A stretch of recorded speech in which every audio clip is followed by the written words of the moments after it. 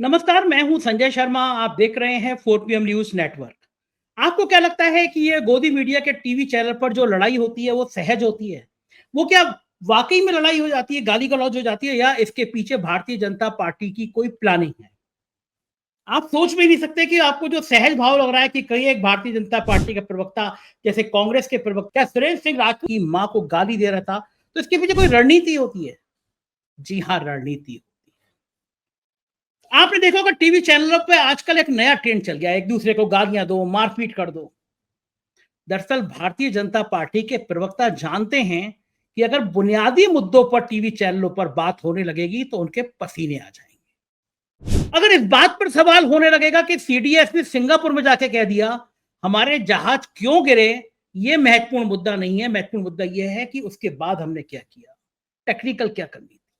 अब अगर भारत के किसी पत्रकार ने ये बात लिखी थी, टेलीग्राफ में छापी थी कि राफेल गिरे, एक पत्रकार ने लिखा था, तो भक्तों ने उसको गालियां देना शुरू कर दी थी, कहा तो देशद्रोही है। और सीडीएस विदेश में जाके ये बात कह रहे हैं। भारत का विदेश मंत्री पाकिस्तान को बता रहा कि भैया हम हमला करने आ रहे हैं, ये जो आतंकी है ना इनको थोड़ा भगा दो, हमारा काम भी हो जाए और तुम्हारा सम्मान भी रह जाए। लड़ाइयां क्या ऐसे होती हैं? एक पिक्चर का वो जीवन का आपने देखा होगा, बड़ा बढ़िया था कि दो राजा लड़ रहे हैं कि तुम मुझे गाली दो, मैं तुम्हें गाली दूंगा, तुम मुझ पर थूको, मैं तुम पर थूकूंगा, जनता को लगेगा हम युद्ध कर रहे हैं। और क्या ये युद्ध की कहानियां ऐसे होती है कि आप पाकिस्तान को बता दो हम हमला कर रहे हैं? कहां चली गई सारी बातें? भारत सरकार कहां झूठ बोल रही थी? सीडीएस कह रहे हैं कि हमारा 15-20% समय झूठी खबरों को रोकने के लिए गया। कौन देख रहा था झूठी खबरें? क्या गोदी मीडिया के चैनल नहीं थे? कौन सा चैनल ऐसा था जो कह रहा था हमने लाहौर पर चढ़ाई चढ़ दी, हमने इस्लामाबाद कूच कर दिया, हमने उड़ा दिया सब कुछ, कराची उड़ा दिया? और सेना 15% तक तो इन खबरों से जूझ रही थी। सेना के अध्यक्ष को पता ही नहीं था कि हमने कब लाहौर उड़ा दिया, कब हमने इस्लामाबाद उड़ा दिया। बेचारे वो इन्हीं चक्करों में उलझे हुए थे। क्या किसी चैनल का लाइसेंस निरस्त किया सरकार ने? क्या चैनल चाह रही थी आपके दिमाग में युद्ध का एक इतना उन्माद भर दिया जाए और उसके बाद में फिर ऑपरेशन सिंदूर चला दिया जाए? कभी ऐसा हुआ कि भारतीय जनता पार्टी के खिलाफ कोई खबर आई हो और 1 घंटे के अंदर गलत खबर हो उसका खंडन जारी ना किया गया हो? ऐसी की तैफी कर देती है भारतीय जनता पार्टी की ट्रोल टीम का, गलत खबर आती है। लेकिन ऑपरेशन सिंदूर की खबर भास्कर में छपी, टाइम्स ऑफ इंडिया में छपी, बाकी अखबारों में छपी, चैनलों पर बीजेपी के प्रवक्ताओं ने कहा कि हमारा सम्मान है, भारतीय महिलाओं का सम्मान है, इसमें गलत क्या? और फिर जब गली गली, मोहल्ले मोहल्ले, जिले जिले से ये वीडियो आने लगे, महिलाएं कहने लगी अगर हमारे घर में सिंदूर लेके घुस गए चप्पलों से मारेंगे हम।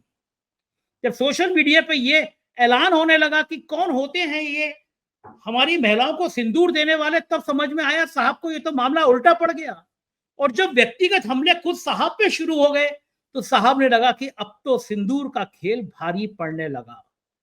और फिर कहा गया कि साहब ये तो खबरें ही झूठी थी।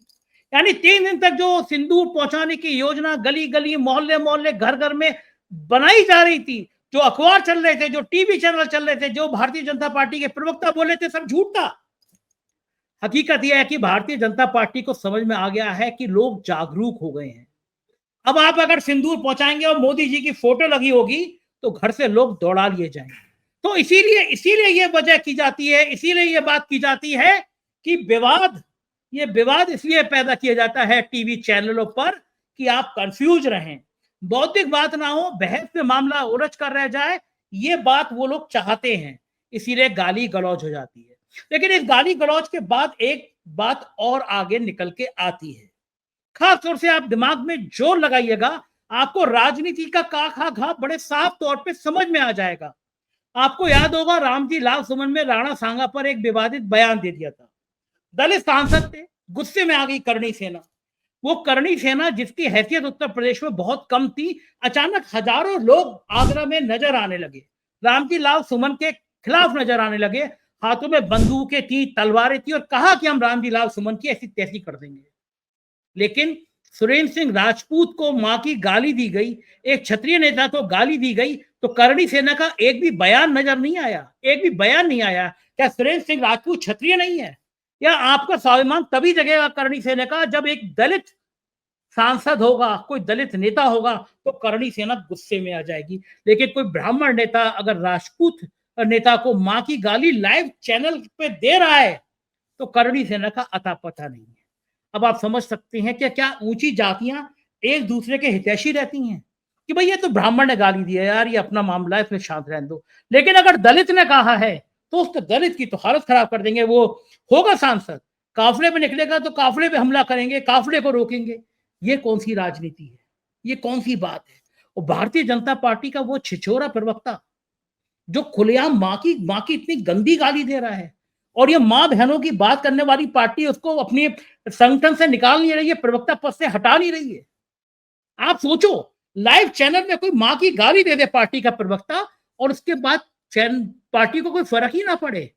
तो आपको समझ आना चाहिए कि भारतीय जनता पार्टी की निगाहों में माताओं और बहनों की कितनी इज्जत है। इज्जत तो मैनपुरी के वो वीडियो कांड के बाद भी पता चल गई होगी। एक रेवन्ना थे, दक्षिण में जब चुनाव करने गए थे, प्रधानमंत्री जी बड़ी तारीफ कर रहे थे, उनके सैकड़ों अश्लील वीडियो नौकरानियों के संग, टीचर के संग निकल के आ गए थे। और एक ये मैनपुरी में बीजेपी नेत्री का साहब है, सेक्स करते थे, वीडियो बनाते थे। एक हमारे धाकड़ जी हैं, रह रह के हर हफ्ते में एक भारतीय जनता पार्टी के नेता का अश्लील वीडियो सामने आ जा रहा है। हो क्या रहा है देश में? आखिर किस दिशा में जा रही है पार्टी? क्या नैतिक पतन इतना हो गया है, या इतनी होड़ लग गई है कि हम विपक्ष के लोगों को बुलाएंगे, अपनी पार्टी में शामिल करेंगे, चाहे वो चरित्रहीन हो, चाहे वो भ्रष्ट हो, पर वो भारतीय जनता पार्टी की वॉशिंग मशीन में आ जाए एक बार। भारतीय जनता पार्टी की वॉशिंग मशीन में कितना ही बड़ा लुटेरा, हत्यारा, बलात्कारी आ जाए, एकदम छक सफेद होकर निकल जाएगा, सारे पाप माफ हो जाएंगे। और अब आजकल प्रधानमंत्री जी क्या कर रहे हैं? गुजरात में रोड शो निकाले जा रहे हैं। ये चुनाव है क्या गुजरात में? असल में बिहार में निकालेंगे तो लोग कहेंगे कि ऑपरेशन सिंदूर इसके पीछे खेल क्या था, बिहार चुनाव में भुना क्यों रहे हैं?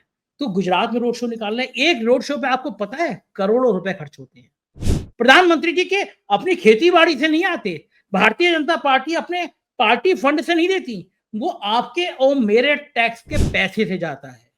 भारतीय जनता पार्टी के नेता प्रधानमंत्री नरेंद्र मोदी जी ये जो रोड शो कर रहे हैं, ये आपके और मेरे टैक्स के पैसे से पैसे करोड़ों रुपए जा रहे हैं। इस बात को ध्यान में रखिए।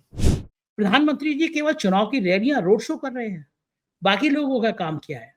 टीवी चैनलों पर ये गाली गलौज इसलिए हो रही है कि आप सवाल ना करें कि पाकिस्तान के और भारत के बाद इस युद्ध में किसको क्या मिला, हमारे साथ कौन सा देश खड़ा हुआ, ये बातचीत टीवी चैनल पे ना की जाए, इसलिए गाली गलौज और मारपीट हो रही है।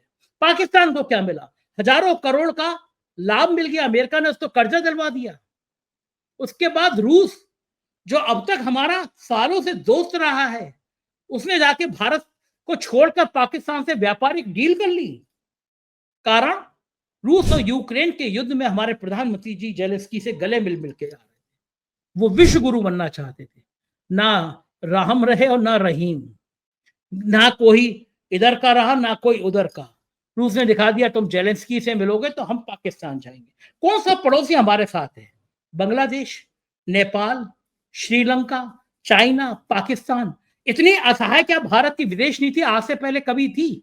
हमारा कोई पड़ोसी हमारे साथ ना हो, ऐसी नीति क्या कभी रही है? पहले कभी थी? आखिर कर क्या रहे हैं विदेश मंत्री? केवल बढ़िया चश्मा पहन के भाषण दे रहे हैं। और यही फर्क है, जब आप नौकरशाहों को कमान दे देते हैं, राजनाथ सिंह और गडकरी जैसे नेताओं को किनारे बिठा देते हैं, तो नतीजा ये आता है कि विदेश नीति के नाम पर आप ढक्कन हो जाते हैं, सारी दुनिया आपके खिलाफ हो जाती है। भारत क्या कभी इतने बुरे हाल में आया था? गोदी मीडिया बम बम कर रहा है, गोदी मीडिया आपको तरह तरह की कहानियां सुना रहा है, और जब बौद्धिकता की बात होती है, जब ज्वलन समस्या की बात होती है, तो गोदी मीडिया तैयार होता है गाली गलौज करने के लिए। क्या ऐसे ही चलता रहेगा? क्या ये देश इसी अवस्था में चलता रहेगा या कोई बदलाव आएगा? असल में सवाल और भी है। भारत और पाकिस्तान के युद्ध में वो सवाल छूट गया, तो सवाल उठता था कि क्या भारतीय जनता पार्टी के राष्ट्रीय अध्यक्ष के लिए राष्ट्रीय स्वयंसेवक संघ अभी तैयार नहीं हो रहा है? क्या अभी भी संजय जोशी का नाम आगे चल रहा है? क्या कोई बात ऐसी चल रही है जो योगी और मोदी के बीच दूरियां बढ़ा रही हैं? चल क्या रहा है, खेल क्या चल रहा है? ओह देखा भी, योगी आदित्यनाथ चाहते थे कि डीजीपी प्रशांत कुमार को सेवा विस्तार मिल जाए, हरी झंडी नहीं दी। तो क्या योगी आदित्यनाथ के लिए पर कतरने की तैयारी चल रही है? चल क्या रहा है? बहुत सारे सवाल हैं, लेकिन बहुत सारे जवाब आपको कभी मिलेंगे नहीं, क्योंकि आप जो गोदी मीडिया देख रहे हैं वो आपका मन मस्तिष्क इतना विषैला कर देगा, इतना जहरीला कर देगा, आप ऐसे बुनियादी मुद्दों पर बात नहीं कर पाएंगे।